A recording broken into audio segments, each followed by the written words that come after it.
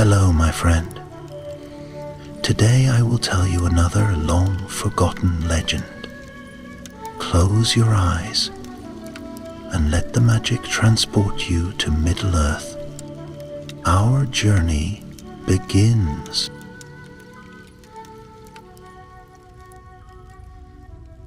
In the southern lands of Gondor, where white gulls cried over foam-laced cliffs and the scent of salt rode every wind, there stood a fair city by the sea.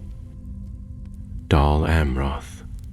Its tall towers gleamed like pearl beneath the sun, and its banners bore the silver swan upon blue, a token of sea kings long faded into legend. There, among the watchful mariners and sharp-eyed shipwrights, lived a young man named Calanir, son of no great lord, but a sailor of steady hand and keen mind. He had grown upon the sea, his cradle the gentle sway of ships, his lullaby the whisper of waves against the hull. His heart beat not for court or coin, but for the call of the open water and the mysteries hidden beyond the horizon. It was on a day of broken clouds and rising winds that his fate turned. He had just returned from a voyage to Balfolas, his sail torn and hull battered from a sudden squall. As his vessel Sea Kindler limped into harbor, a shadow waited on the stone quay, tall, cloaked, and still as driftwood long dried in the sun. "You are Calanir?" the figure asked, voice low and firm. "You are summoned." Calanhill frowned, brushing sea spray from his tunic. "By whom?" "Prince Imrahil." The name left no room for question. The Prince of Dol Amroth was no man to be disobeyed lightly, nor one to waste his words. And so Calanir followed the messenger through winding lanes and up to the great citadel that overlooked the sea like a watching eagle. Within the high hall, the prince stood clad in silver bulla mail, his dark hair streaked with gray, his gaze like that of the sea in winter, deep, cold, and wise.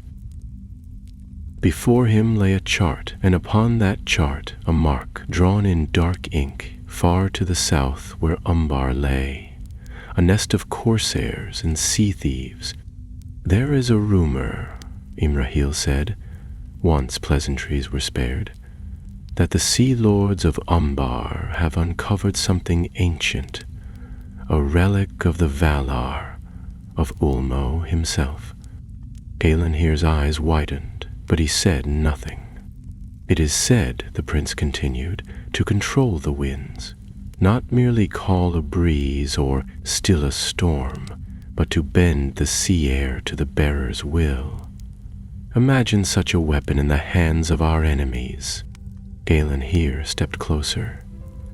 "What would you have me do?" "Find it. Steal it if you can. Destroy it if you must. But it must not remain in Umbar. You will not go alone. I have sent word to Lindon. An elf will meet you in Pelagir. And there is one other, though you may find him unsettling." Imrahil gestured to the guards, who brought forth a man in chains. He was ragged, lean, and dark-eyed, but his posture was proud despite the shackles. Scars lined his arms like runes of some forgotten script. Calanir felt a chill. This is Thane, once a prisoner in Umbar's depths. He escaped. He knows their harbors and their secrets. He will guide you. Thane's voice was rough as sand. "I want no gold, only to see Umbar burn." Calanir looked from the chained man to the prince. "And you trust him?" "No," Imrahil said. "But I trust that he hates the corsairs more than he hates us. And for now, that will do." Thus began the secret voyage. That very night, under a crescent moon, Sea Kindler set forth again, bearing Calanir, Thane, and a quiet urgency into the open seas. The stars turned overhead, the sails caught the western wind, and the cliffs of Gondor faded behind them like a dream. 2 days later they reached Pelargir, and there on the misted docks stood a figure clad in sea-gray robes. Her hair was pale as foam, her gaze ageless as starlight. "I am Elenwen," she said softly, "of Lindon. I have heard the song of Ulmo in the tides. It calls once more." With no time to linger, the 3 companions set sail again, heading southward along treacherous coasts, where the sea darkened and the air grew heavy with heat and threat. They spoke little. Thane brooded at the stern, always watching the horizon. Elenwen spent hours in silence, her fingers trailing in the water, eyes closed as though listening to voices no mortal could hear. One night, as they skirted the bay of Belfalas, a storm rose without warning. Black clouds rolled in like cavalry. Lightning forked across the heavens, and the sea boiled with fury. Aelinhir gritted his teeth and fought the sail. But it was no natural storm. "This wind is shaped," Elenwen shouted above the roar. "Cold by will, not by weather." Thane barked a curse. "They know we come." Suddenly, from the storm's heart, a shape loomed. A black ship, sails full, though no wind should favor it. Its prow bore the leering face of a sea serpent, and a banner of crimson flew at its mast. "Corsairs." Caymanhill growled, but before he could turn the rudder, a bolt of lightning struck the water near their bow.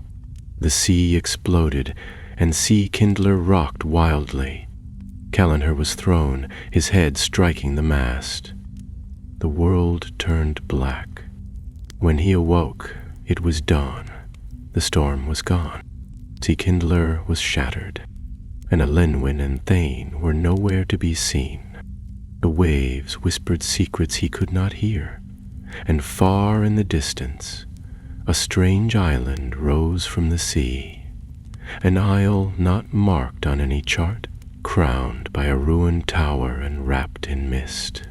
Thus did the adventure truly begin, for the sea had its own will. Elin. Ulmo was watching. Calenhir stirred to the sting of salt on his lips and the sound of surf pounding against rock. His body ached in every limb, bruised and battered by the sea's fury.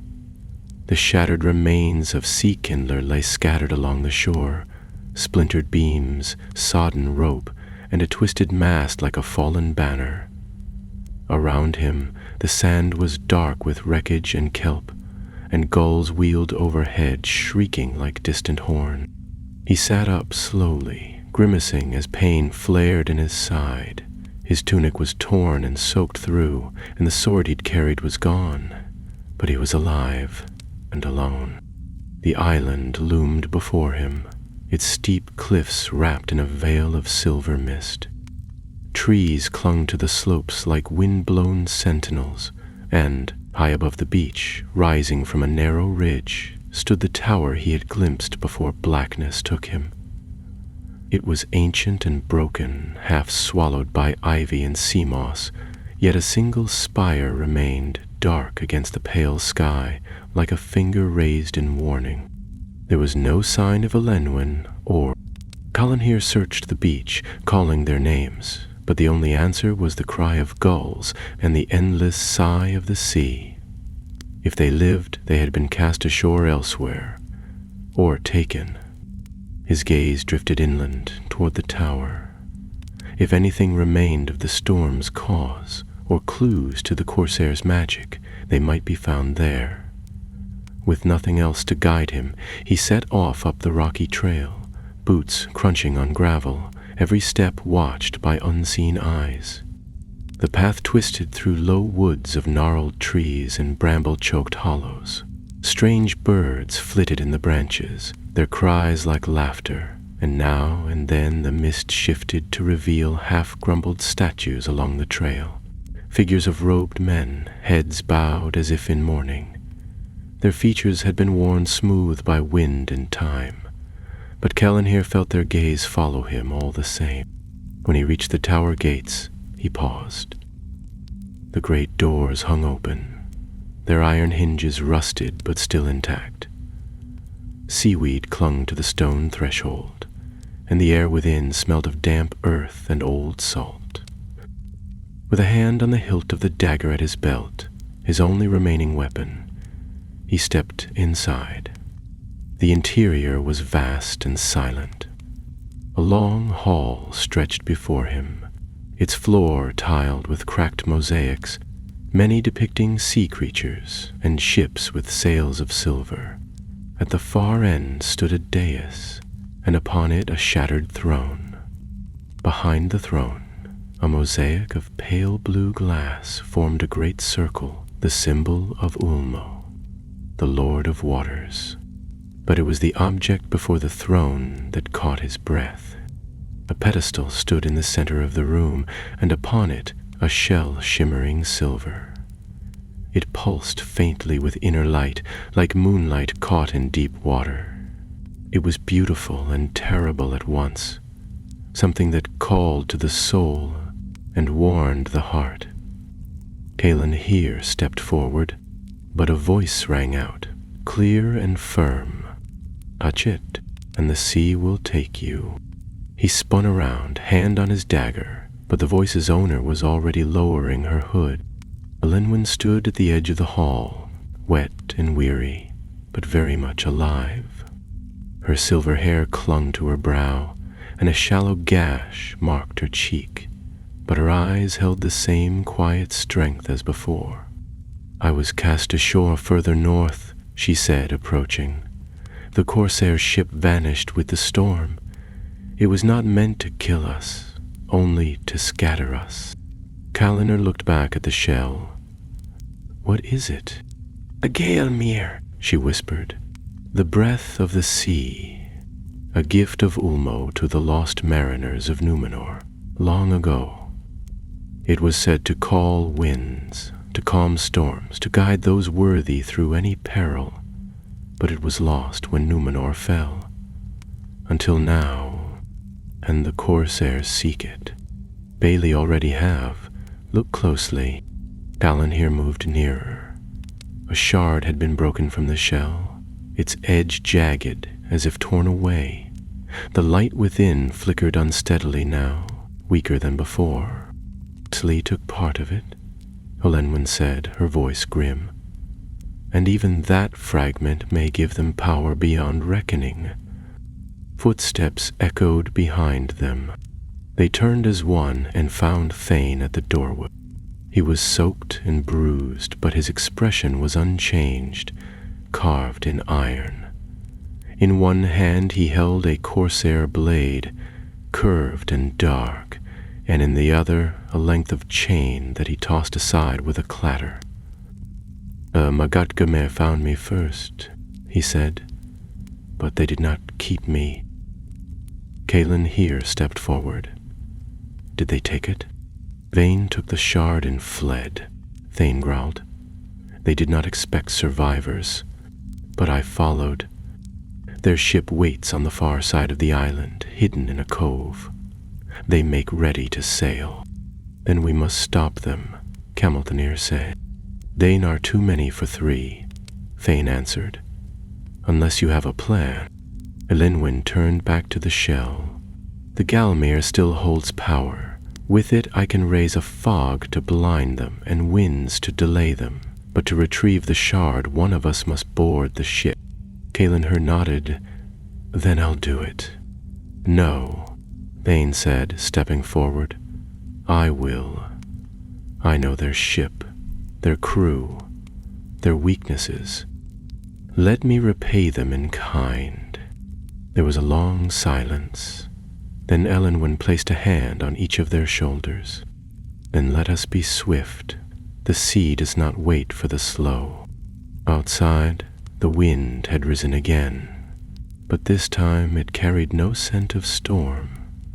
It was a whisper, cool and steady, as if the sea itself watched from afar, curious as to what these mortals would do with the gift it had guarded so long. They descended from the tower with haste, leaving the ancient ruin behind. As they reached the cove's edge, hidden by low cliffs and trees bent by the wind, they saw the corsair ship at anchor, a dark silhouette against the silver water, crewmen bustling upon its deck, unaware of what stirred in the mists now gathering beyond the shore. The tide was turning. The hour had come, and the sea was listening. The cliffs that surrounded the hidden cove were sharp and steep, but there was a narrow ledge that wound down to the rocks below, slick with seaweed and spray. Callan here led the way, moving cautiously, keeping low as the corsair ship came into clearer view. It was long and black, its sails furled, its prow carved like a serpent with open jaws. Lanterns swung on its rails, their flames dulled by the thickening mist that drifted inland like a creeping tide. The fog wasn't natural. Calanria could feel it in the air, how it pressed close without wind, how it moved without sound. It coiled between trees and clung to the ground, yet overhead the sky remained dim and clear. Elenwyn walked behind him with her fingers outstretched, her lips murmuring words in a soft, flowing elvish tongue. Every few steps she paused and listened, as though measuring the sea's breath. At the foot of the cliff, they crouched behind a pile of boulders half buried in sea moss. From here, they had a clear view of the corsair ship and the men aboard it. The crew moved in practiced silence, loading barrels and crates from the shore. A smaller longboat bobbed in the shallows nearby, its oars stowed and hull slick with tar.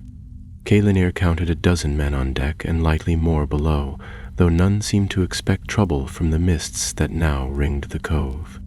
"Dame won't wait long," Thane muttered, his voice low. "They know Gondor's eyes are upon them. Once they reach open sea, they'll vanish again." Elenwyn glanced toward the fog. "Not if we keep them here." She knelt and touched the sand, closing her eyes. A pulse of silver spread from her fingers, rippling outward in threads that wove into the mist. The air grew colder, and the first drops of dew clung to their cloaks. Calanir watched, a strange tightness in his chest. Magic was rare in his world, more legend than reality, and though he had seen elves before, he had never witnessed their art with his own eyes. It was not wild or showy. It was quiet, measured, deep. The fog thickened further, swallowing the ship like a veil.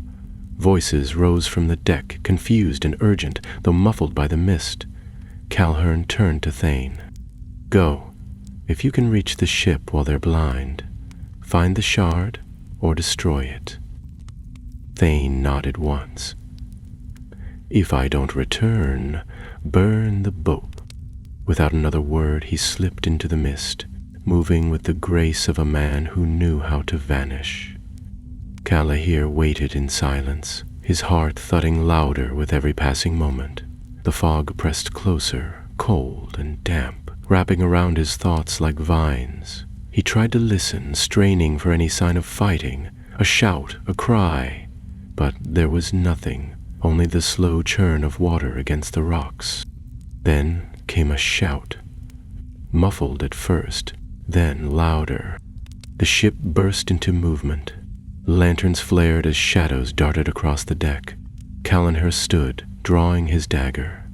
Elenwyn rose beside him, her eyes narrowed, her hand raised. A gust of wind, cold and sharp, surged from the sea and struck the ship broadside. Its mast groaned, sails snapped loose, and ropes lashed the air like whips. Figures emerged from the fog, some running, others falling. Among them was Thane, his cloak torn, his blade red. He sprinted toward the cliff, the mist parting for him as if fearing his wrath. One of the corsairs gave chase, a tall man in black armor, his face hidden by a helm shaped like a skull. He leapt from the deck with unnatural grace, landing hard on the rocks just behind Thane. Elenwyn stepped forward. Her hands swept through the air, and the sea answered with a roar. A wave surged over the shore, crashing into the rocks where the corsair had landed. The man staggered but did not fall.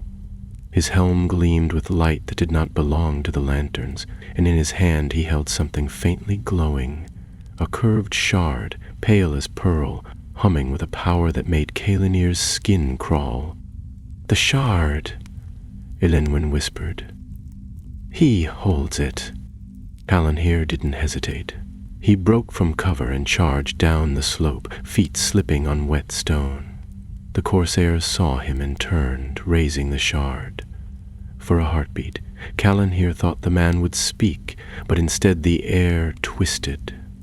The wind slammed into him like a hammer, throwing him backward into the rocks. Pain bloomed in his chest, but he scrambled to his feet. The corsair advanced slowly, the shard pulsing brighter with each step. The wind circled around him now, howling and fierce, tugging at cloaks and hair. Calanhir couldn't get close. The dagger in his hand felt like nothing more than a twig in a storm. But Thane had not fallen. He came from the side, bloodied and silent, moving low and fast. The corsair turned just as Thane reached him. Their blades met with a screech of steel. Thane struck again and again, pushing the man back toward the water, but the wind would not yield. It buffeted him, knocked him to one knee, and with a savage blow the corsair sent him sprawling. Calanhir moved. He didn't think. He simply ran. As the corsair raised the shard to finish Thane, Calanhir lunged from behind and drove his dagger deep into the man's side. The wind died in an instant. The corsair staggered, wheeling around with eyes full of fury. He struck Calanhir across the chest, sending him crashing to the ground, but in the moment of pain and blood and spinning light, the shard fell from the man's grasp and landed near the water's edge. Elenwen raised both hands. The sea answered. A wave surged from the depths and swept over the rocks, snatching the shard and pulling it back into the surf. The corsair screamed, not in fear but in rage, and tried to leap after it. But Thane was already up. He caught the man by the leg and dragged him down. The two wrestled in the sand, blades clashing until the corsair broke free and vanished into the fog, leaving only blood and foam in his wake. Calanhir groaned, struggling to rise.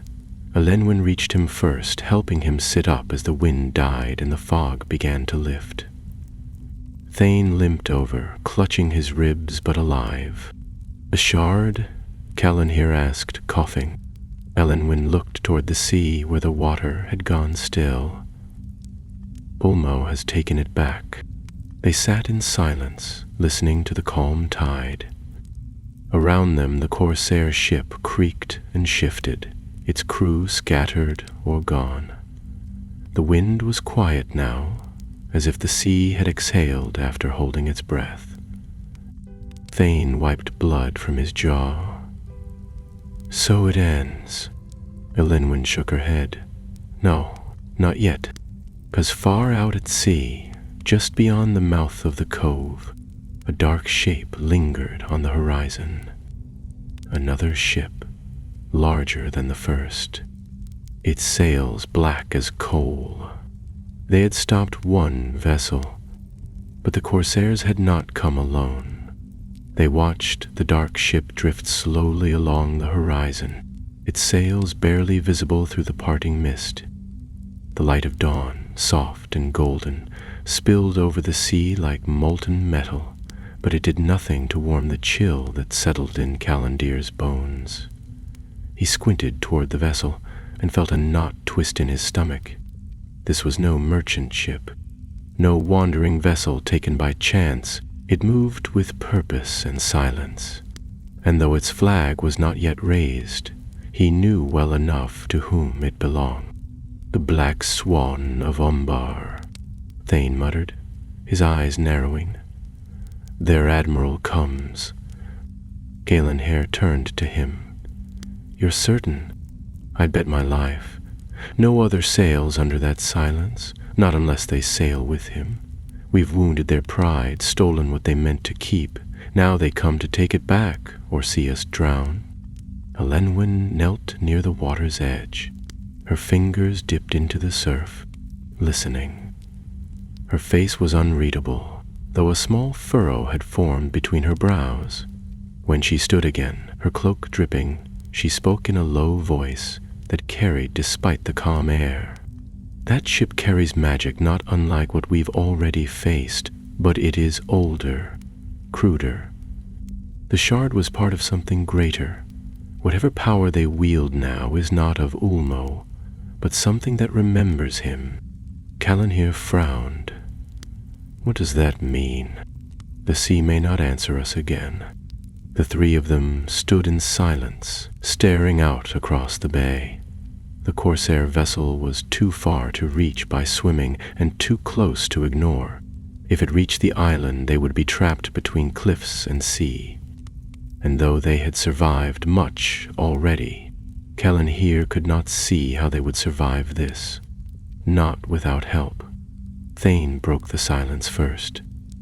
There are caves along the cliff face. Old smugglers used them before Umbar hunted them down. If we can reach them before the ship lands, we'll have cover. If not, then we don't have time to stand here, Calanhir said, already moving. Show us the way. The path to the caves was treacherous. They climbed over boulders slick with moss, descended narrow ledges where the sea surged up and nearly tore them off the rocks. Twice, Calanhir slipped and had to be caught by Thane, whose grip was stronger than it had any right to be given his injuries. Elenwen, despite the sharp stones and harsh spray, moved with a strange grace, as if the sea itself bent to avoid her step. At last they reached a wide fissure in the cliff, half hidden by an overhang of stone and seaweed. Inside, the cave opened into a long corridor of black stone, worn smooth by centuries of tide and time. The air smelled of damp earth and salt, but it was dry deeper within, and the echoes of their footfalls rang softly in the silence. They rested there, catching their breath, listening to the distant creak of ship timbers and the soft murmur of waves outside. Calanhir leaned against the wall, still clutching his bruised ribs, and tried to think. The enemy outmatched them in number, in power, and in knowledge. They had a ship, supplies, and the remnants of the shard's power. What did he and his companions have? A half-wrecked dagger, a haunted prisoner, an elf whose power the sea no longer answered. Thane, seated opposite him, watched the cave entrance as if expecting someone to walk in at any moment. They'll send scouts before they land the main crew. If they find the wreck and find it empty, they'll search. This place won't be safe long. Calanhir nodded. Then we need to leave before they do. Where to? Back to Dol Amroth, he said firmly. We've learned what they carry, what they're willing to do. Let Imrahil know. Warn the coast. We'll need more than 3 blades if they plan to use that magic against Gondor. Thane grunted. And how exactly do you suggest we get back? Swim? Fly? Elenwen, who had been silent since they entered the cave, now turned to them. There was a strange light in her eyes. Not quite hope, but something very near it. There may be another way. This island. It was not drawn on any map for good reason. Long ago it was not land, but temple, a shrine of Ulmo kept by the faithful before the downfall. There are places here where the sea runs beneath the stone, and where the sea runs, old paths may still remain. Calanhir straightened. Underground rivers? More than that, she said softly. Tunnels, sanctuaries, ways made not for men, but for messengers of the sea. If we can find one and the sea still remembers us, it might carry us far enough to reach Gondor's coast unseen. Thane gave her a skeptical look. And if it doesn't, then we drown, she said calmly. No one spoke after that for a time. The choice was a grim one, but it was no worse than staying. The corsair vessel would land soon, and when it did, the caves would become a trap.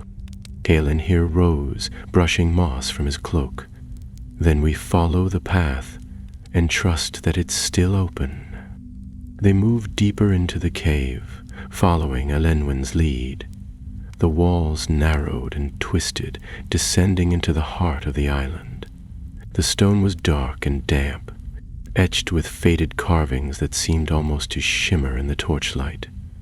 Fish, shells, curling waves, and strange symbols danced across the stone, half gitten beneath lichen. Now and then, Calanhir thought he saw movement in the corner of his vision, a ripple in the air, like water running where there was none. But each time he looked, nothing was there. They came at last to a chamber far below the surface, where the walls opened into a great hollow. In its center lay a pool, dark and still, its surface smooth as obsidian. Around it stood 3 pillars carved in the shape of sea creatures, dolphins, whales, and one great turtle, worn smooth with age. Elenwen approached the pool and knelt by its edge. She dipped her hand in the water, and a faint glow spread from her fingers. The ripples shimmered with a soft blue light, and beneath the surface, something vast stirred. "The path is still open," she whispered. Calanhir stepped closer. "Where does it lead?" "To the mouths of Anduin," she said. "If the sea carries us, we'll reach Gondor's shores before the corsairs arrive."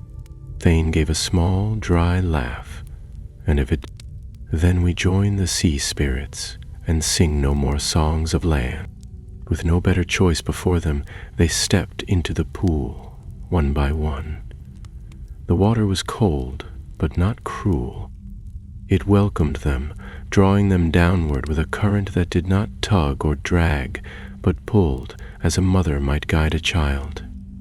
The light deepened, the chamber faded, and the last thing Calanhir saw before the water claimed them was the faint glimmer of dawn breaking through the cave's upper mouth, soft, golden, and far away.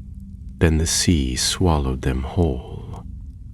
The world beneath the island was like nothing Calanhir had ever known. The water around him shimmered with a pale blue glow, lit by no sun or flame, yet clear enough to see the strange path ahead.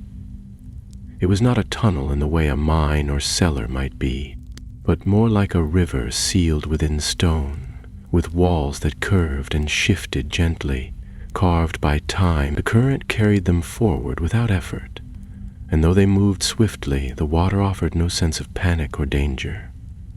It was as if the sea itself was bearing them home. He could still breathe, though there was no air.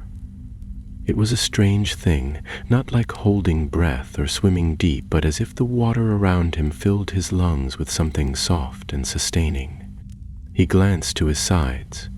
Elenwen floated with her eyes closed, arms folded across her chest, her hair drifting behind her like silver weeds. Thane looked less comfortable, one hand always near his belt where a blade would normally rest, but even he seemed half-stilled by the current's strange peace. They passed strange sights as they moved, half-buried arches carved with elvish runes, forgotten staircases that led nowhere, and great statues of mariners long drowned, their faces turned toward the unseen surface.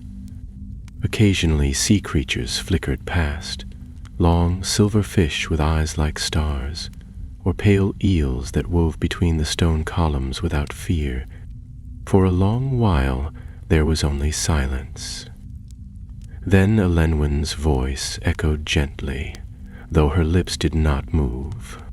These paths were made before the fall of Numenor, when the sea bore not only ships but messengers, and when Ulmo's voice could still be heard in the tide. There were once many ways such as this, hidden beneath the waves, forgotten by men. Few remain, fewer still are open. Columbia glanced at her. "And you're certain this one leads to Gondor?" I am certain of nothing, she replied, this time aloud. But I trust the sea. Thane gave a quiet grunt. That makes one of us. Hours passed, or perhaps it was less. Time twisted strangely in the current, slipping past like the light above water at dusk. Eventually the tunnel began to rise. The current grew stronger, urging them upward through a shaft that widened as it climbed. Above, a pale circle of light appeared, growing larger, brighter, until they broke the surface all at once with a sudden rush of breath and spray. They emerged in a pool tucked in the cliffs along the northern coast. The sun was climbing higher in the sky, casting gold across the waves, and for a moment, Callan here simply floated there, grateful for light and wind and the steady sound of gulls. When he waded ashore, boots squelching and cloak heavy with water, he dropped to his knees in the sand and let out a long breath. "We made it," he said. Elenwen climbed out after him, barely winded, while Thane hauled himself onto the rocks with a scowl. "Next time, I vote for a ship." They stood atop a narrow outcrop above the sea, not far from the mouth of the Anduin. In the distance, far across the bay, the white towers of Dol Amroth gleamed like a dream reborn. Smoke rose from the city's chimneys, and sails dotted the water, traders and fishing boats, unaware of the danger moving against them. Kalani here didn't wait. We have to warn them. If that corsair fleet is following the same winds, they'll be here in a day, 2 at most. Less, Thane muttered. They'll travel by night. They know the coast better than most Gondorian captains. They followed the cliff path north until they found a village, one of the small coastal settlements that clung to the rocks between the river and the bay. The people there knew Callanher by name, for his ship had often passed their shores. They gave him a horse, dry clothes, and food without asking too many questions. And by dusk he was riding hard toward Dol Amroth, with Thane and Elenwen close behind. When they reached the city gates, the watchman barely had time to salute before Callan here was demanding an audience with Prince Imrahil. They were brought into the citadel at once, where the prince stood with a map unrolled before him, listening to a report from a messenger out of Pelargir. His face turned grave when he saw them, and graver still as he heard what had passed on the island. When Callan here finished, Imrahil looked to Elenwen.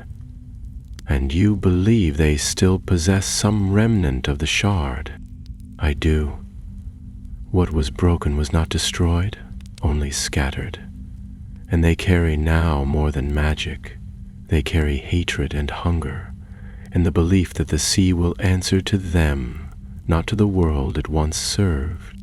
The prince turned to Callanere. "You saw the Corsair Admiral's ship?" "Aye." Black sails, silent, watching us even as the others fled. Imrahil paced a moment, deep in thought. "Then it has begun.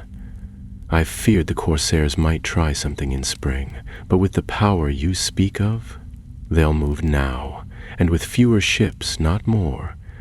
It will be a knife in the dark, not a battle at sea. We have to stop them before they reach the harbor," Callanher said. "They think us unaware. That's our only advantage." The prince nodded. "Then we'll strike before they do." By midnight, the city stirred like a great beast waking. Signal fires were lit along the coast. Riders galloped along the cliffs, warning every watchpost. Gondor's gray-sailed warships slipped from their moorings, their crews quiet and ready. There would be no banners, no horns, no formal charge, only silence and steel and the sea's own cold justice.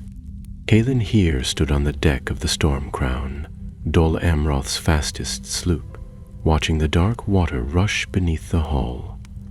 Elenwen stood beside him, her hands resting on the rail, her eyes fixed on the horizon. Thane sat near the prow, sharpening his blade without speaking. Ahead, the Corsair ship waited, anchored in a cove shadowed by cliffs. Its sails were furled, and no lights burned aboard. But Calanir could feel it watching, as if the very wood of its hull were alive and listening.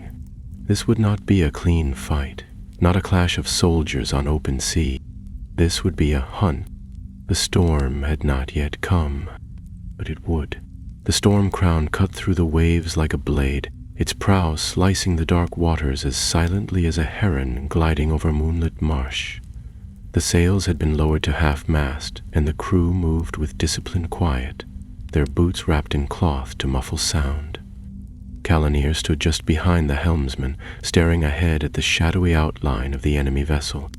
The corsair ship lay half-hidden by the cliffs, anchored in the deep mouth of a narrow bay. It might have passed for a derelict, with its black sails drawn and its lanterns unlit, but Calanir knew better. This was a trap, cleverly laid, and patient as a spider. Prince Imrahil's plan had been simple but bold. Strike under cover of darkness before the corsairs had time to move.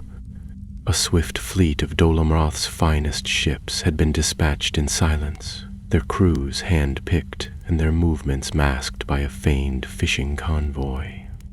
Kaldinhir's own vessel was to lead the approach and signal the others once they were in position.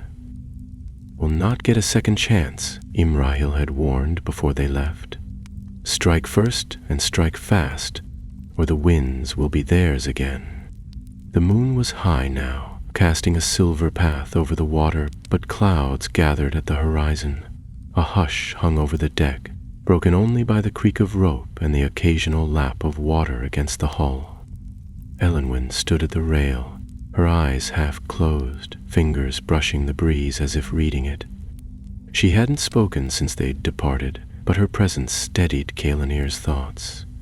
She was like a ship's keel, deep and unseen, yet guiding.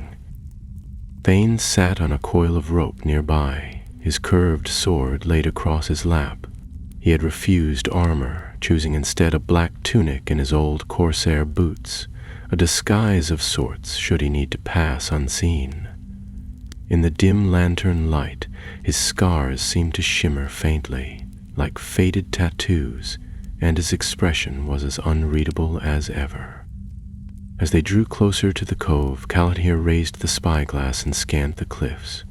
The corsair vessel was there, just as before, its sails tightly bound and its deck empty, but something had changed. The water around the ship was too still, unnaturally so, and the mist that clung to the cliffs did not drift or fade. It hung there, unmoving, as if caught in a great breath that refused to exhale. He lowered the glass. "They know we're coming." Thane looked up, unsurprised. "They always do." Elenwen opened her eyes, her voice quiet but firm. "Something is calling the sea to silence. The shard's power, perhaps, or something drawn to it." The helmsman looked to Calanir.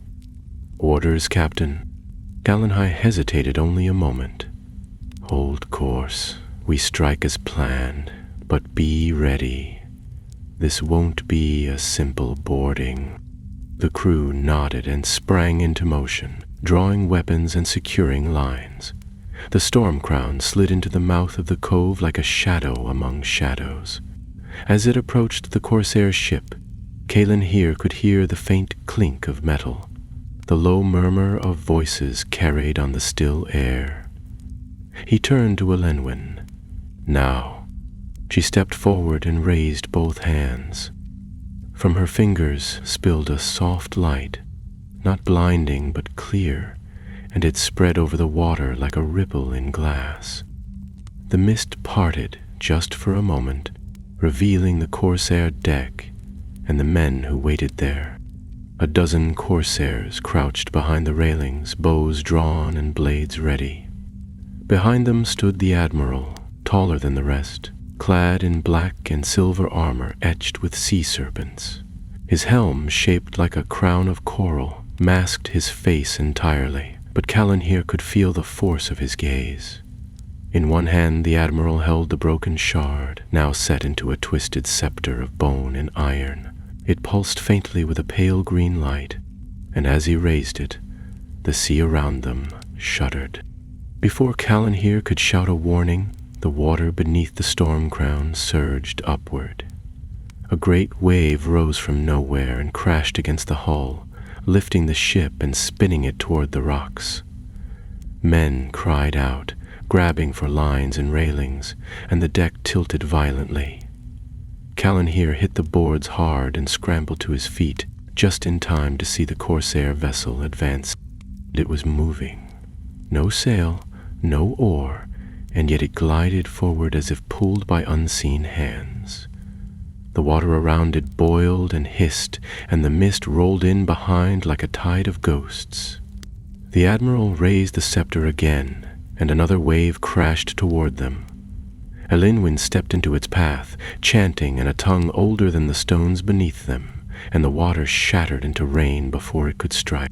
"We need to board now," Calanhir shouted, "before he brings the sea down on us." Grappling hooks flew through the air, catching on railings and masts. Calanhir leapt first, landing hard on the corsair deck as the fight broke loose.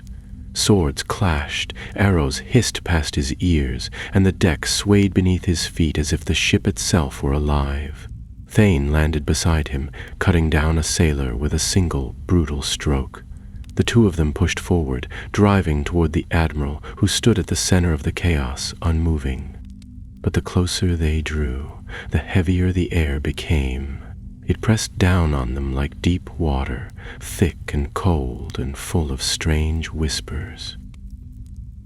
Calanhir fought through it, blade flashing, until he stood just a few paces from the figure in black. The admiral raised the scepter, and Calanhir saw that it was no simple relic.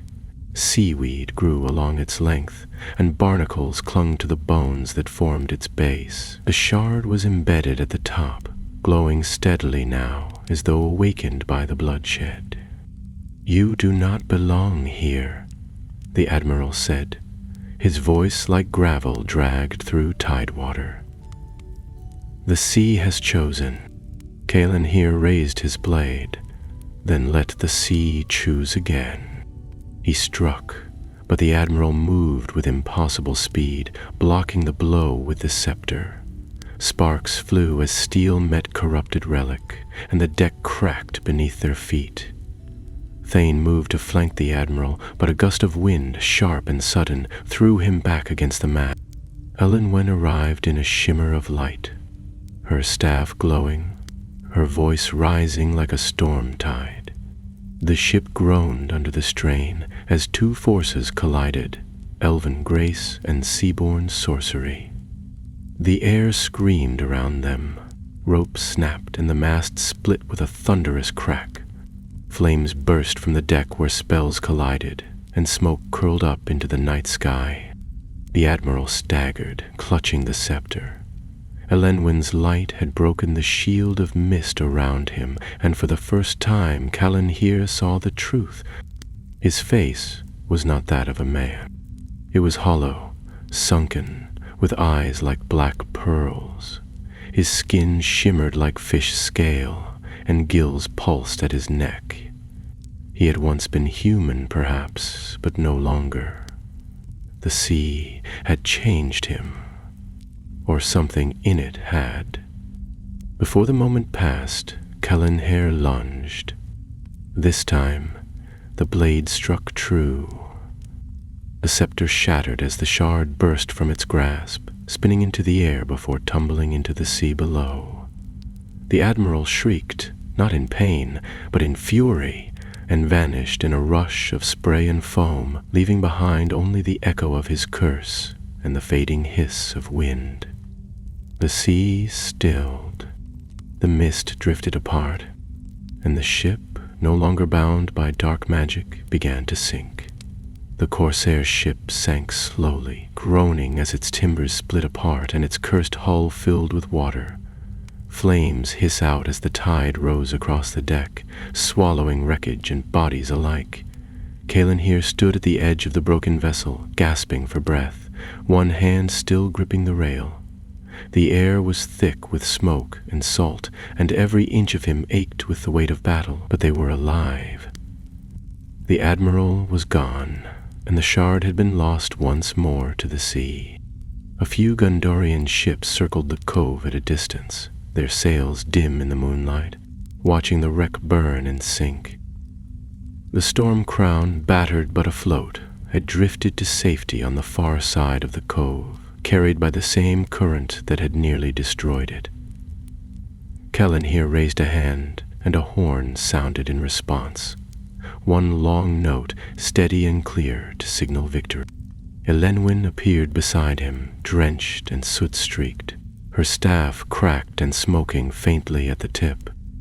She did not speak at first, but stared into the churning sea where the shard had fallen. Callanweir followed her gaze and felt a strange unease settle over him. Though the battle had ended, the sea had not returned to its old rhythm. The waves moved slowly as if searching.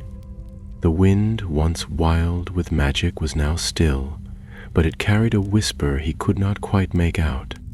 Thane hauled himself up from a lower deck, bruised and limping, but alive.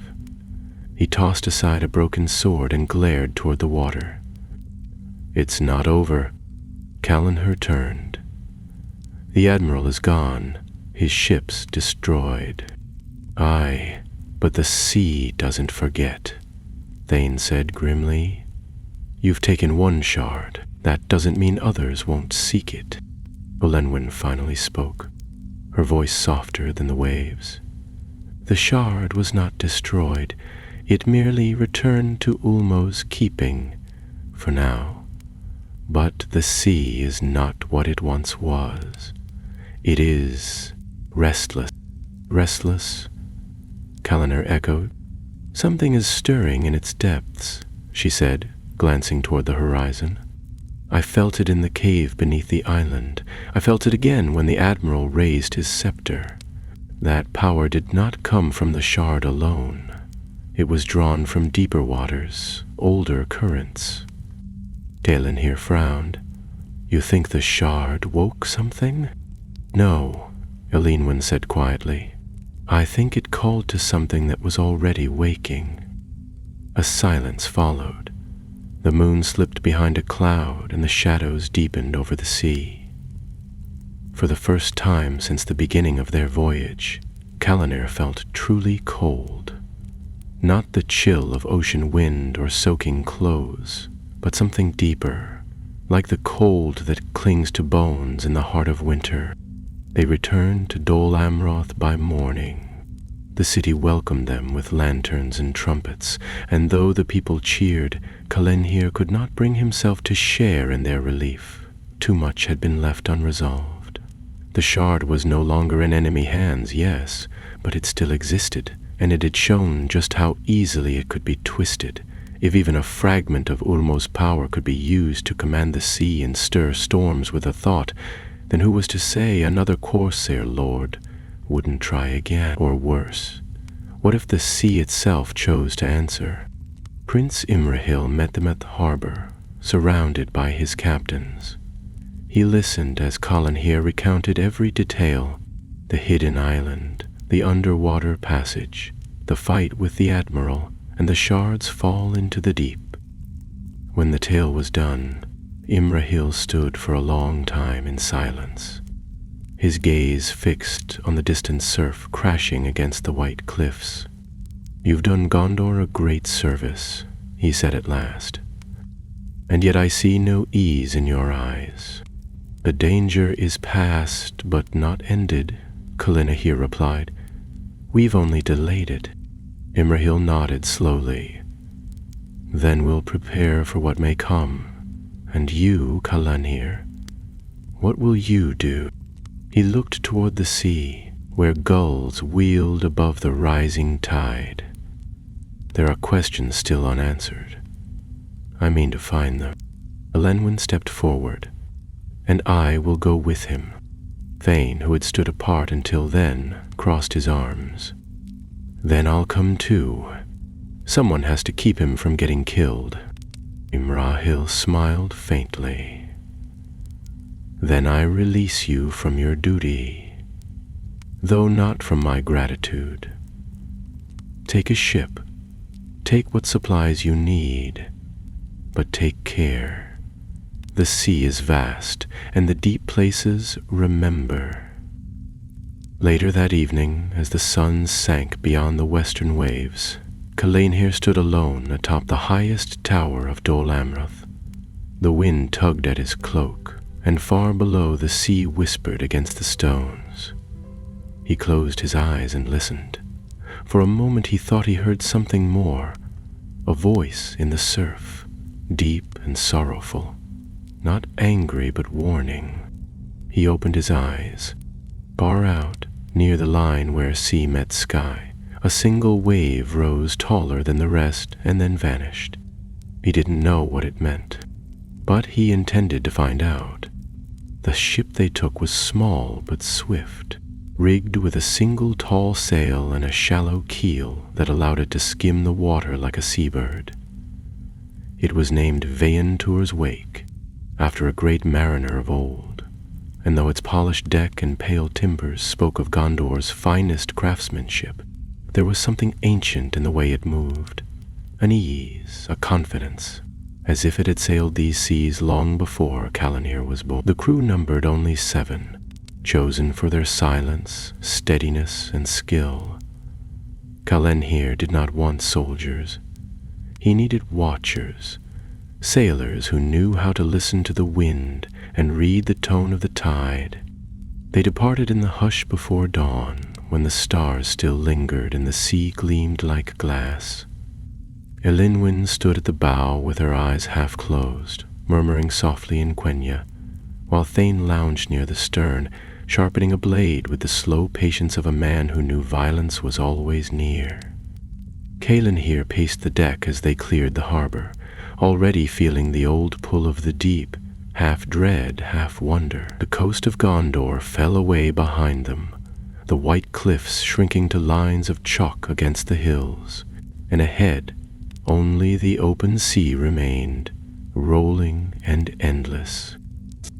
For 2 days they sailed southward, skirting the edge of known waters and watching the horizon for signs of anything strange. They passed scattered islands, bare of trees and riddled with gulls, and found a wrecked fishing vessel half buried in kelp. On the 3rd morning, a thick fog rolled in from the east, cold and heavy, and the sea grew unnaturally still. Elenwen warned them not to speak unless necessary, and the crew obeyed, moving like ghosts across the deck. Even Thane grew quiet, watching the mist with narrowed eyes. On the 4th day, they saw it. It began with a shadow, deep beneath the waves, gliding beneath the keel like a great whale. Then came the current, stronger than it had any right to be, pulling the ship off course despite the wind in their favor. The water around them darkened, not from cloud or dusk, but from something within it. A vast shape that stirred the sea from beneath. Calanhir gripped the rail and stared into the deep. For a moment, he thought he saw a city far below, pillars of stone, arches lost to coral, statues half swallowed by sand. But it vanished as quickly as it had come, hidden once more by silt and shadow. He turned to Elenwen, who looked troubled. "There is something waking down there," she said. "Something ancient, not evil, but forgotten, as if the sea remembers something it should not." "What is it?" Calanhir asked. "A city? A creature?" Elenwen hesitated. "Perhaps both, or neither. The sea holds memories like we hold dreams. Some are clear, some broken, and some best left unspoken." That night, they anchored near a small island shaped like a crescent moon. It was bare but safe, with a shallow inlet where they could rest without drifting. A fire was built, low and smokeless, and the crew took turns watching while the others slept. Calanhir sat with Thane on a flat rock above the beach, the stars wheeling slowly above them. "You've seen more of the sea than any of us," Calenhare said. "What do you think is down there?" Thane didn't answer at once. He tossed a pebble into the water and watched the ripples spread. "Once," he said slowly, "when I was still in Umbar's service, I was part of a raid along the coast. We chased a merchant ship into a storm, thought it would be easy pickings, but the wind changed. The waves turned against us. Our helmsman said he heard a voice in the gale, crying in some lost tongue. The sea didn't just sink the ship, it swallowed it, and the wreck was never found, not even driftwood." Calenhare looked at him. "You think it was Ulmo?" Thane shook his head. "I think it was something older, maybe something Ulmo left behind. A memory, a guardian, or a punishment." Elenwen joined them then, her footsteps so light they barely disturbed the sand. "Whatever it is, it knows we're here now." In the morning, the tide was unusually low. The beach had stretched far out from the rocks, revealing pools of still water and smooth stones marked with swirling patterns like waves etched in silver. Elenwen walked along them, her fingers tracing the lines. "These aren't natural," she said. "They were made." "Made by who?" Calenhare asked, crouching beside her. She pointed to a ring of stones, partly buried in the sand, worn smooth but unmistakably shaped by hands. "There was a shrine here once. Long ago. This was not always an island. It may have been part of the mainland, or a greater land now drowned. These stones speak of Ulmo, but they're not of Númenórean make." Thane approached, frowning. "Then whose?" Elenwen glanced up, and for the first time Calenhare saw uncertainty in her eyes. "Elves, perhaps, but if so, they were not of Lindon or Lothlorien. They were older, wilder." A tremor passed through the earth then, faint, but enough to send a ripple across the pools. The sea beyond the inlet swelled once, twice, then settled. Calenhare stood quickly, scanning the horizon, but there was no sign of a ship, no sails, no sound of oars. Elenwen straightened, her voice calm but urgent. "We need to move." They set sail again by mid-morning, heading west now, deeper into waters seldom charted. The further they went, the stranger the sea became. The sky darkened at odd hours, then cleared without warning. The stars shifted, not in pattern but in hue, as if viewed through glass. The crew grew quiet and tense, but they trusted Calenhare, and he in turn trusted the path Elenwen traced with her magic and instinct. On the 6th day, they found the whirlpool. It was vast and slow, not violent, but powerful. The water spiraled gently, wide enough to swallow a dozen ships, and at its center, something shimmered, a light that pulsed like a heartbeat deep below the surface. They did not go closer. Even Elenwen advised against it, but they circled it once, and Calenhare watched the light, drawn to it against his will. It was beautiful and terrible, like a song with no words, and for a moment he thought he could hear it calling his name. Thane dragged him back from the rail. "Don't listen." That night, Elenwen spoke of legends older than the First Age, of seas that stretched far beyond Arda, of things left behind when the world was bent and broken. She said Ulmo had once shaped spirits to guide the waters, and that not all of them returned when the world changed. Some had stayed behind, some had become lost, and some, perhaps, still waited. Calenhare slept little after that. His dreams were full of water and whispering light, and when dawn came, he saw land, but it was not marked on any map. It rose from the sea like a forgotten crown, crags and cliffs and towers half fallen, wrapped in mist and bird song. No banners flew, no sails approached, yet something stirred behind the stone, something old and watching. They had found the place the sea remembered, and it remembered them too. The island rose like a ghost from the sea, shaped not by the hand of man, but by the slow, patient carving of the tides. Its cliffs were high and jagged, streaked with veins of white stone, and the sky above was overcast with a gray so pale it was almost silver. The sails of Vientur's wake flapped gently as the ship glided toward a narrow inlet, and the water, though shallow, gleamed with an unnatural clarity. Beneath the surface, strange forms flickered, shapes too large to be fish, too slow to be wind-driven Celt. Calanhir stood at the bow, squinting toward the shoreline.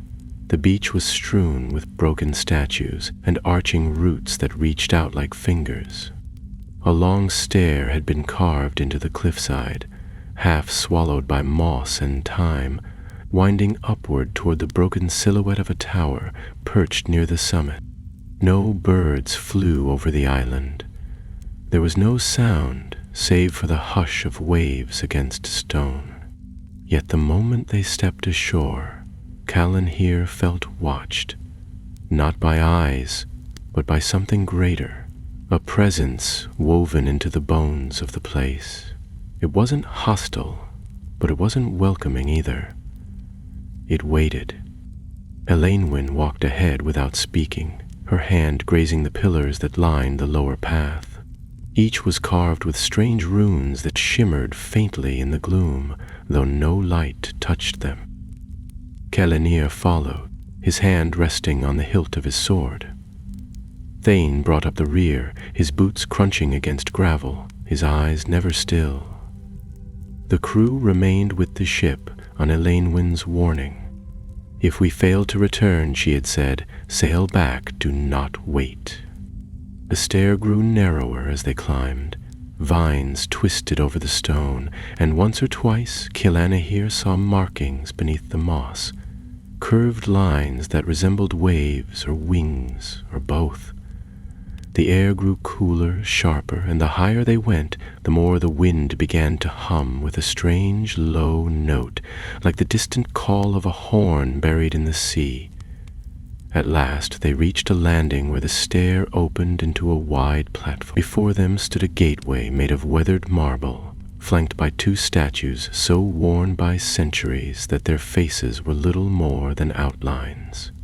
One held a shell to her ear, and the other held a rod entwined with seaweed. Elainwyn paused. This was a temple of Ulmo. Calanhir stepped through the gateway.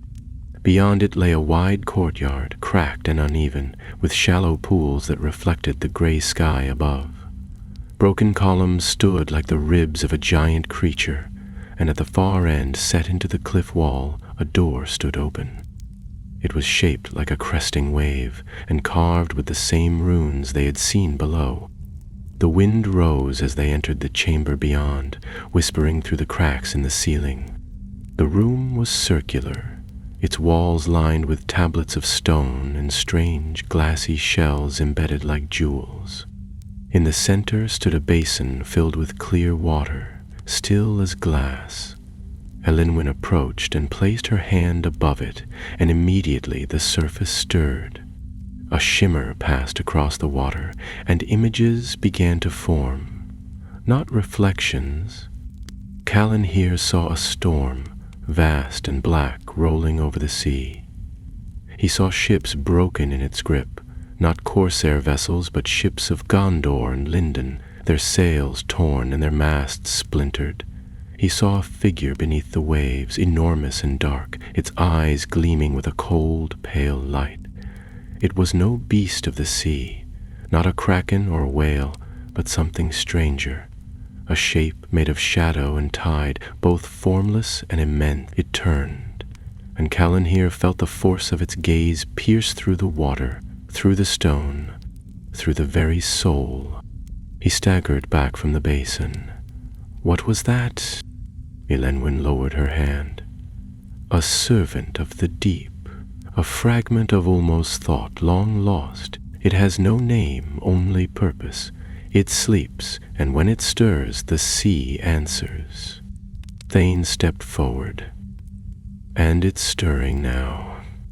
Yes, she said, her voice barely audible. Because someone has awakened it. Not by accident. It is being called. Kaelin here turned away from the basin and stared at the runes etched into the walls. By who? There are those in Umbar who still cling to old legends, Elenwen said. They remember the Sea Kings and their pride, the days when Númenórean ships ruled the waves. They believe the power of Ulmo can be claimed, if not through faith, then by force. The Admiral was only the beginning. There will be others. Thane crossed his arms. Then we destroy the creature before they reach it. Elenwen shook her head. It cannot be destroyed. It is not a creature of flesh, but of memory and sea magic. It is a part of Ulmo's design, twisted not by malice, but by time. The best we can do is return it to sleep. Callan here paced the edge of the chamber, heart pounding. And how do we do that? Lenwen moved to a tablet set into the wall, brushing moss from its surface. There is a ritual, a way to calm the sea and turn its power away. It requires a vessel, a voice, and a binding. He looked at her. A vessel? The shard, she said. We must find it. It is drawn to the creature as flame draws moths. If we retrieve it and return here, we may yet reach the spirit in its slumber. And if we fail, Thane asked, then it wakes fully, and if it does, the Corsairs will not need ships. The sea itself will march to war. They left the chamber in silence. The path down was darker now, the wind stronger. Calenhair felt the urgency in every step. The sea was no longer passive. It watched them with ancient, waiting eyes. Back aboard Veantur's wake, they found the crew uneasy. One of the men swore he had heard singing in the night, not from the island, but from the water.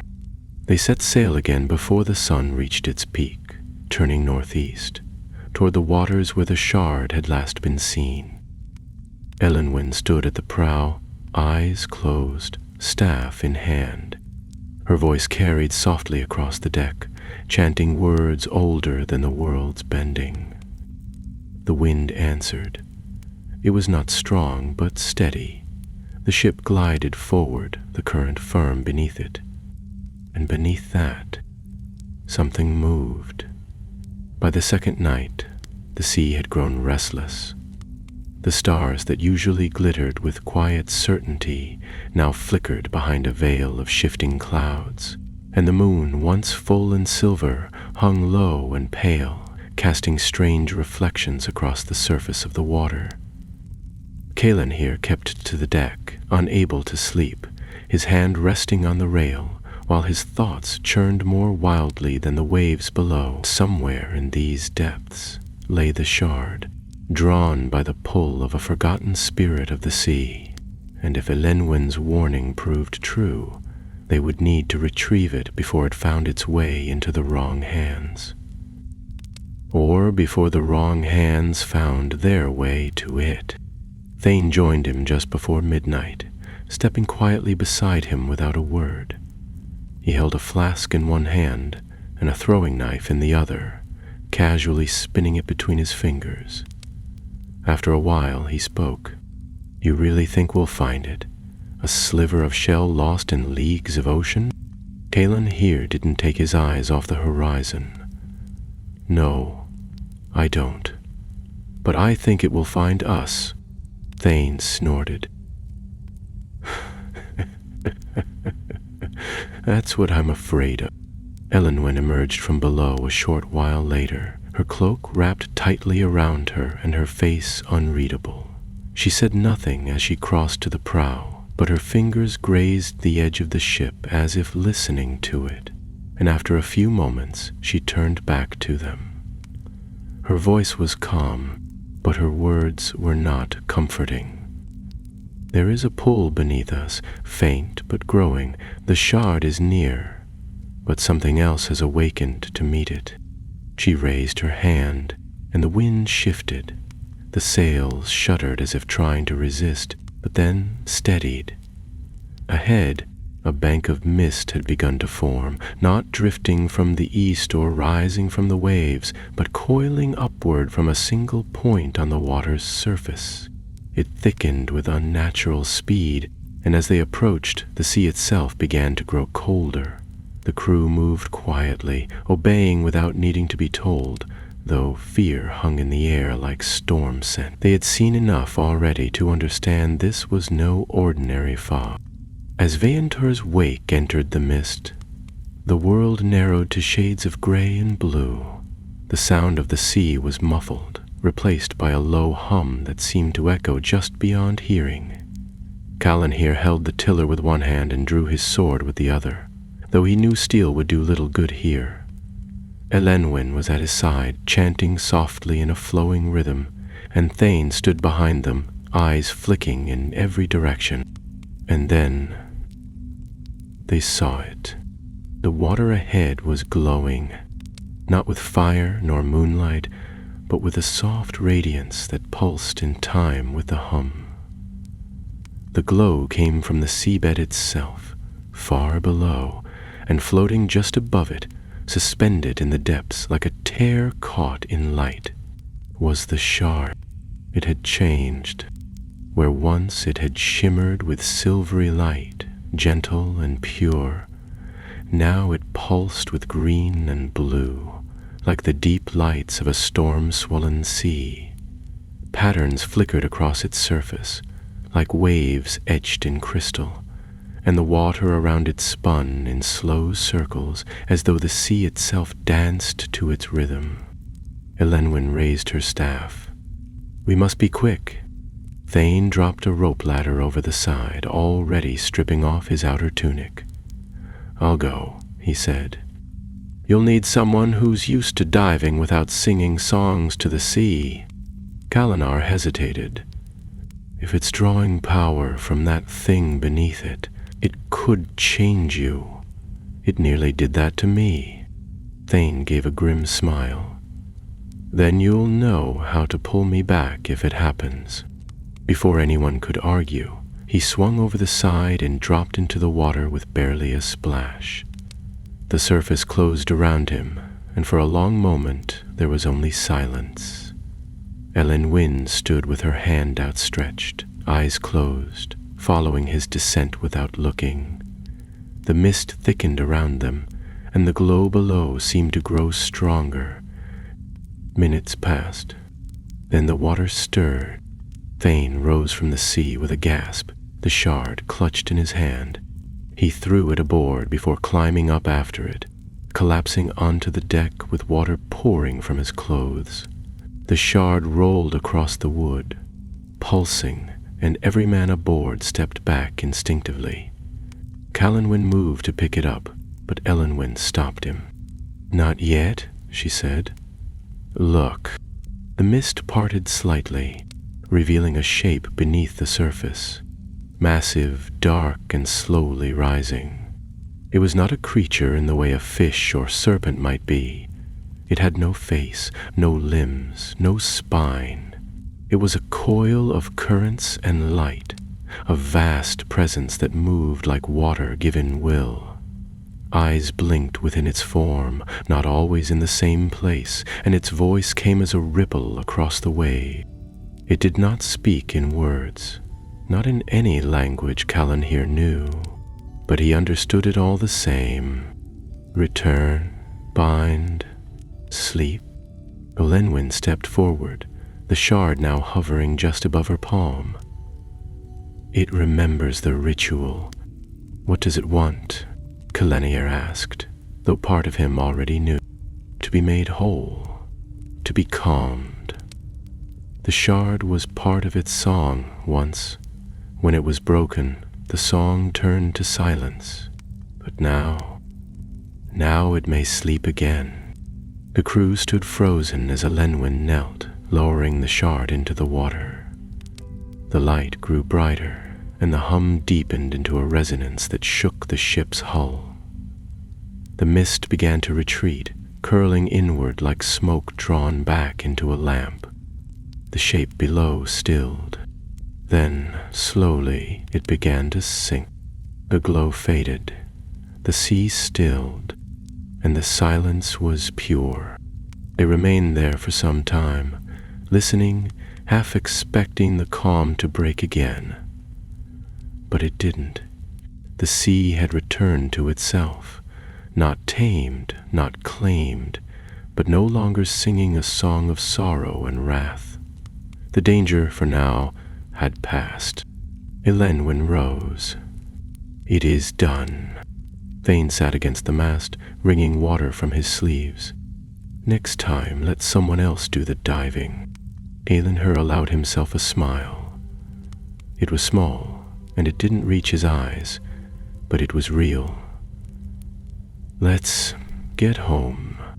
As Vaentur's wake turned north again, the wind caught their sails with gentle force, and the crew began to move once more, no longer under the weight of fear. The storm had passed, the sea had calmed, and the deep no longer watched. But even as the island vanished behind them, Calanhir knew this was not the end. Below the tide, the lull in the tide, the return voyage was swifter than expected, carried by a steady wind that bore no malice. The sea, for all its vastness and mystery, seemed content for the moment, as if it too wished to rest. The men aboard Vaentur's wake moved with quiet purpose, their voices kept low, not out of fear now, but from respect for what they had witnessed. They had sailed through places where the sea remembered things older than maps and kings, and no one who had set foot on that island or looked into the depths would speak lightly of the ocean again.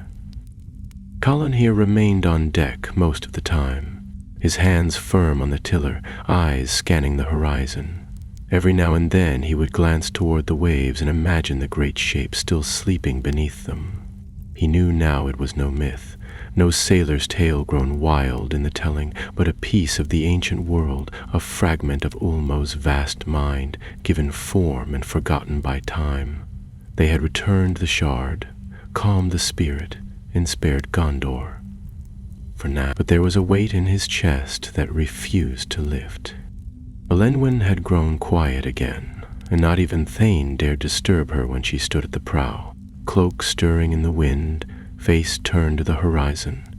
She spoke only when necessary, and though her expression was calm, Calanhir noticed a new tension in her shoulders. It wasn't fear, it was something deeper, a burden, perhaps. She had touched the song of the sea and helped guide it back into silence, but in doing so, she had also seen what slept beyond. There were things in the deep that even elves whispered of, only in stories. Thane was less thoughtful, but no less affected. He busied himself checking gear, inspecting weapons, and muttering about repairs. But Calanhir had seen him wake with a start more than once, hand reaching for a blade that wasn't there. The hardened corsair who had once mocked the old legends of the Valar and the Sea Lords now walked the deck as if every shadow held an echo. He hadn't said much since the shard's return, but when Calanhir had asked him whether he regretted coming, he had simply said, "It's better to face the sea with open eyes than be taken by it blind." They reached the coast of Belfalas by the 5th evening, the cliffs of Dol Amroth rising like a promise in the fading light. Watchfires flickered along the shore, and the swan banner flew bright above the citadel towers. They were welcomed into the harbor with horn blasts and signal torches, the townsfolk gathering in quiet awe as the crew disembarked. Word had already spread, though none knew the full truth, of a great danger averted at sea, of dark sails driven back and strange lights seen far to the south. The people cheered, but it was a restrained cheer, tinged with the reverence given to those who return from places not meant for mortal kind. Prince Imrahil met them at the quay, cloaked in deep blue, his silver circlet catching the last rays of the sun. He clasped Calanir's forearm in greeting, his eyes searching his face. "You've returned whole," he said. "That's more than I hoped." "We were lucky," Calanir replied, though he wasn't sure that was true. "And we had help." Elenwen bowed, and Imrahil inclined his head in turn. "Linden's wisdom comes at a needed time. Gondor thanks you." "It was not Gondor I served," she answered softly. "The sea called, and I answered." The prince looked toward the horizon. "There are whispers already that storms will not come this season, that the waves are gentler than they have been in years. Fishermen say the tides bring strange fish to the shallows. The ocean has changed. Is it true?" Calanir hesitated, then nodded. "For now, but not forever." That evening, they gathered in the high hall of Dol Amroth, where tapestries of sea battles and old mariners hung on the walls, and the flicker of candlelight danced on polished stone. A feast had been laid in their honor, though few had much appetite. Calanir found himself staring into his goblet more often than drinking from it. Thane, seated beside him, barely touched his food, though he seemed content enough watching the others. The Elenwen did not remain long. After speaking a few words to Imrahil, she slipped away, leaving the hall without fanfare. Later, when the hall had grown quiet and most of the guests had gone to their chambers, Calanir found her on the western battlements, where the wind blew steadily in from the sea. She stood at the edge, looking out, her hair silver in the moonlight. He joined her without speaking. After a while, she said, "It will return one day, perhaps not in your lifetime. But the deep does not forget, and those who crave its power will always seek the means to wake it." "I know," Calanir said, "but we did what we could." "Yes," she agreed, "and that may be enough for now." He looked down at the waves crashing gently against the rocks. "You're leaving?" "I am," she said. "My path turns north. There are whispers in Linden of strange tides along the shores of Forlinden. I must follow them." Calanir didn't ask her to stay. He knew it would be like asking the wind not to blow, or the tide not to rise. She had always belonged more to the sea than to the land. Thane appeared the next morning with his pack already slung over his shoulder. "I'm going south," he said, when Calanir asked. "There are ports along the coast where corsairs still gather. If there are others who seek the shard, I'll hear of it first." "You don't have to carry this," Calanir said quietly. Thane smiled without humor. Too late for that. By midday, both had gone, and Calanir stood once more in the watchtower overlooking the sea, alone but not lost. He knew now that the ocean held secrets no map could chart, and that Ulmo's voice still echoed in the tide for those who listened closely enough. He had not claimed the sea's power, nor tamed it, nor even truly understood it, but he had seen it, faced it, and returned. And that, perhaps, was enough. Autumn passed gently over Dol Amroth. The sea calmed and the skies cleared, and for a while the harbors were filled with the sounds of sails flapping in fair winds and fishermen singing as they cast their nets. The storms that usually battered the coast in the turning of the year did not come, and even the gulls seemed quieter. The folk of the city said it was a blessing, a gift from the Valar for some unseen deed, and perhaps they were right. But Calanir knew better. It was no gift. It was a pause. He returned to his duties among the mariners, his name now spoken with respect and caution. Some said he had spoken to the sea itself. Others claimed he had wrestled a spirit beneath the waves and lived to tell it. He never corrected them, but neither did he confirm anything. Let the tales grow as they would. The truth was more complicated and far heavier than most would wish to carry. The Sea Kindler was never rebuilt. Instead, he was given a new vessel by Imrahil's own hand, a swift, narrow ship called Star's Memory, carved from gray wood that shimmered faintly when wet. It was said to be made from a tree that once grew in Númenor, and whether that was truth or tale, Calanhir felt a strange peace at its helm. He sailed often, patrolling the coast, keeping watch over the waters as if they were a restless friend, always in need of watching. Messages came now and then. One from Thane left at a coastal outpost warning of strange coins found among corsair wrecks, each marked with a curling wave that seemed to shimmer in moonlight. Another from a rider out of Minas Tirith, speaking of sailors who dreamed of music coming from beneath the Anduin, though no boats passed there at the time. And once, wrapped in a cloth of silver thread, came a shell marked with runes that Calanhir could not read. It came from the north, and though no name was written with it, he knew it had passed through Elenwyn's hands. He kept that shell near always, nestled in a small case by the helm, and sometimes, when the wind was still and the sky clear, he would press it to his ear. Not to hear the sea, it needed no shell to be heard, but in hopes of catching the echo of a voice that once calmed its depths. Years passed, as they do in quiet places. Dol Amroth endured. The corsairs did not rise again in strength, though ships bearing the black sails were still seen from time to time, always fleeing before they could be caught. The shard never resurfaced. It had returned to the deep, and the deep had embraced it. One winter night, as the stars wheeled high and bright above the city, Calanhir walked the cliffs beyond the harbor, wrapped in a thick cloak against the cold. Snow had dusted the stone, and the waves glittered under the moonlight like a sea of broken glass. He had dreamed again the night before, of a song beneath the waves, not sorrowful but distant, ancient, and full of something like hope. It had stirred him from sleep and stayed with him all through the day. He paused at the edge of the cliff, looking out across the vast stretch of ocean.